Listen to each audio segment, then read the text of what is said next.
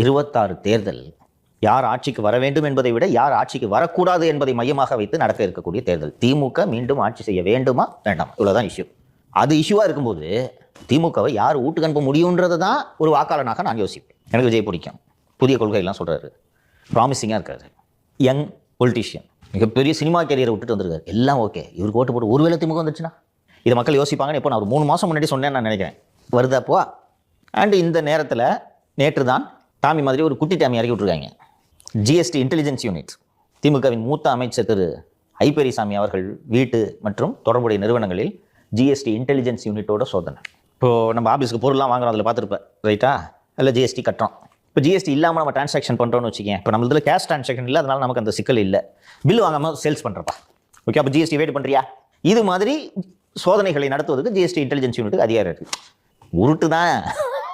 அப்போ இந்த பக்கம் திமுகவை பலவீனப்படுத்திக்கிட்டே இருந்து விஜயை தனிமைப்படுத்துவதன் மூலம் நாம் வெற்றி பெற்று விடலாம் என்று பிஜேபி தலைமை நினைக்கிறது. இது சாத்தியமா, சாத்தியம் இல்லையா?